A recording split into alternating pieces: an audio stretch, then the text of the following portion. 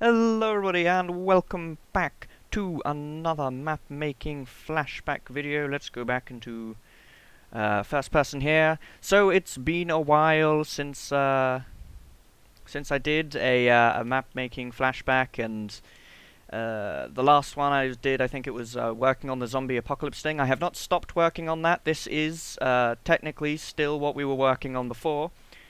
It was long ago though. That was before 1.8 came out, and when 1.8 came out, everything changed. Everything changed when the Fire Nation attacked. Sorry, 1.8 came out. So as you can see, everything's a little bit different. I started work on kind of a different arena than what I was doing in the previous one. I will still use that arena, because I want to use it, because I haven't used it for anything, and I think I said that in the last video as well, that I hadn't used it for anything. But I've been diligently working on a completely different arena now as well, because I wanted to work out some concepts that I'm specifically use 1.8. So we haven't forgotten about the previous build and what we were working on in that. We've just simply moved on temporarily to this one. So as you can see, I'm working on houses and castles and actually building the arena. That's not what we're going to look at today. Today I want to show off this little number down here.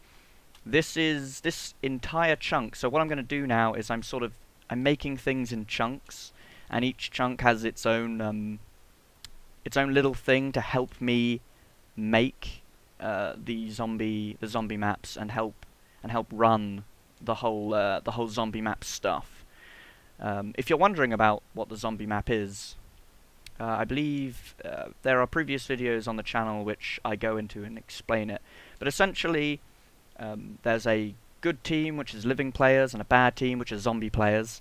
And the zombie players, they start off with only one person, and as the actual players die, they join the zombie team, and then the zombies have to try and kill all of the players, and they're helped out by other zombies, and then the players have to try and survive as long as they can, and they've got items around the map that they can find. So on that last point, items around the map that they can find, I have this over here in the beautiful magenta wool chunk. Might change that colour, I don't know if it's a little bit too garish. We have this chest setting and chest randomizer, where it picks certain chests that only the players can open. So over here, I shall start off and work my way through this, because it's relatively complicated command blockery here. Over here we have the set chest controller, which all I have to do is start it up like that. This is just a fill clock, as we've seen before, and what this allows me to do is take these set chest eggs and go around the map wherever I want. So whenever I make a map, this will help me, because I can just go and place a chest somewhere, and I can place these chest points. And as you can see, the wolf spawns, and you can kind of guess what's going on here. A wolf spawns and dies, and it places this armor stand in its place called chest point. Now this is completely controllable. 1, 2, 3, 4, 5, 6, 7, 8, 9. Let's put a 10th one here. Let's actually put technically 11, and we'll have a double chest here. There we go. See, that was easy. So all it's running is some simple commands. It's running at a wolf, which is named set chest, and it executes a command where it summons an armor stand. After that, it will set the wolf to silent, because I was placing these chests before, and the wolf dying makes an annoying sound, especially if you're placing lots of chests like I did then. And then it kills the wolf, so you don't hear the wolf dying, which is a truly tragic sound effect. Yeah. Then afterwards, if I want to randomly set chests, I have to replace this green wool with a redstone block. And this essentially will happen at the start of every game. So what will happen is these chest points will be around the map in different locations, and then the chests that are at those points change every game, because I like there to be a little bit of randomness, and the items in them, there are lots of different things.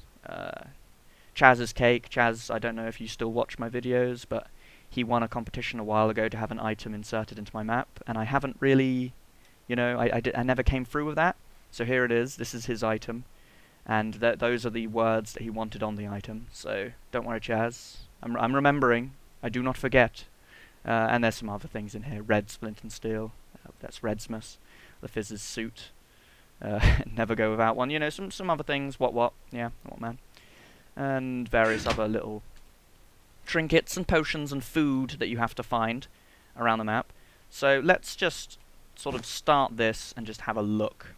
Actually, before I start this, I want to say people who are playing the game won't be able to see the chest points, because over here I have another little thing built in for convenience, and it changes the chest point visibility. So if I turn the chest point visibility off, they're still here, but no one can see them. And then I can turn it back on again for when I want to edit chest points. There we go. So let's start up the machine. It should run fairly quickly.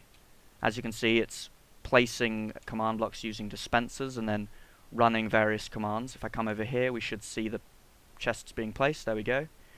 The chests are all placed now, and the machine automatically sort of just kills itself once it's finished.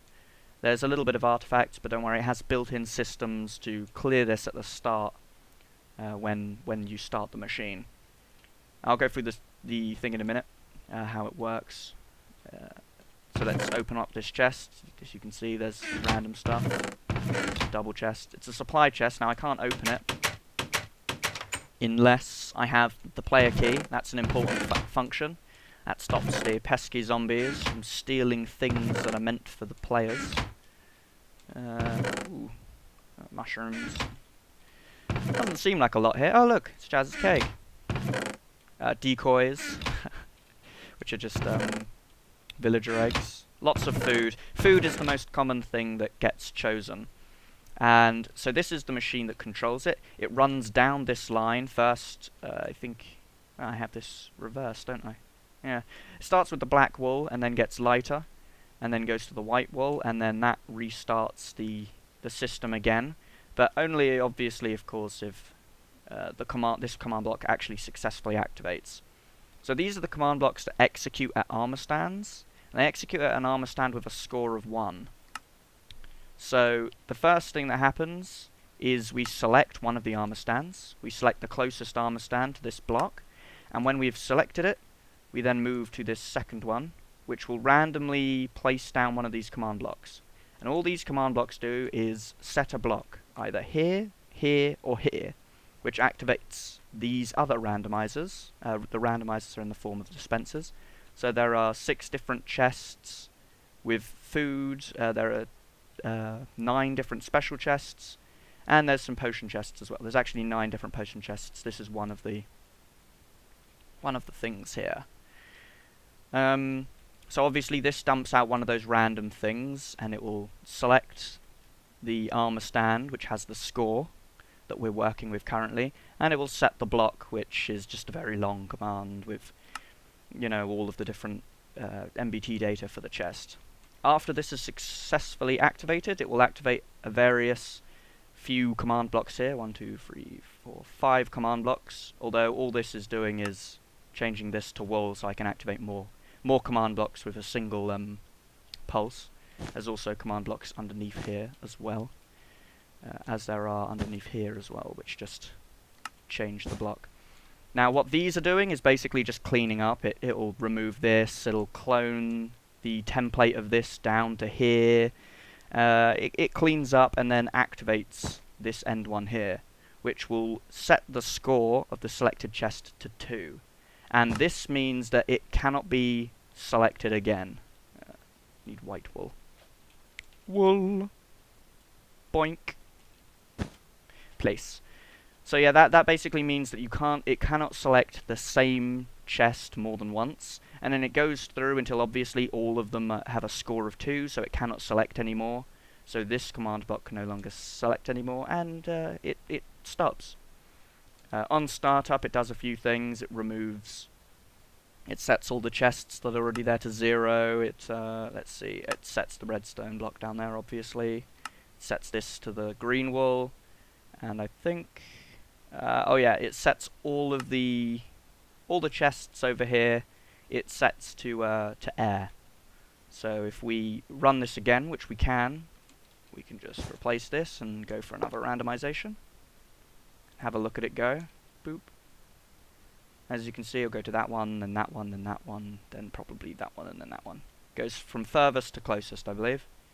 So yeah, I think it's a nifty tool. It's a nifty piece of kit. I can turn the visibility off. This will allow me to place random chests wherever I want in my world. And the great thing is because this entire thing uses relative coordinates and entities and such, I can just copy this and put it into any world I want, and it's not too difficult either to expand. If I want to in the future, I can add more dispensers onto the side and just move this along, just make it longer. So this can select 9 different dispensers, and if I want, those dispensers can select 9 different dispensers, you know, if I want to go completely overkill. And yeah, so I can have lots and lots of different randomized chests. So far I just have these chests. This is sort of like the prototype model. I'm just sort of, you know, playing the field kind of thing, just seeing what I can do and what I want to do with the items, because it's not balanced yet. I haven't had a game of this yet, but yeah, I really enjoy this. This over here, you're probably wondering, this is a different thing that I'm working on. This actually is meant to randomize beacon locations, but this was before that I knew that at our worksite entities, so this whole thing needs to be redone. Yay. But yeah, so this is all that I wanted to talk about in this episode. I hope you are looking forward to more of the zombie apocalypse map flashback videos. It should be pretty... I hope you're enjoying them, because I think it's going to be pretty fun once I get all of this completed, and you know, you guys can play this and I can play this. I really want to play this because I've been wanting to complete this idea for a very long time. But that is the point of the map-making flashback thing. Anyway, I've been talking for far too long. The last thing I want to say before I end this video is thanks to all of my subscribers. I recently passed 9,000 of you guys that are watching my videos, which is incredibly impressive. Yeah, it kind of, you know, makes me worry, because I'm like, oh, I want to put out the best stuff I can, and there's like 9,000 people watching. But I'm trying not to let that get me down, and I'm just trying to hopefully bring you the same content that you've apparently been enjoying so far. So anyway, I will see you in the next episode. Hopefully we'll have a little look at that. Maybe we can work on some of the progress with the actual arena itself. And I will see you guys next time. Bye.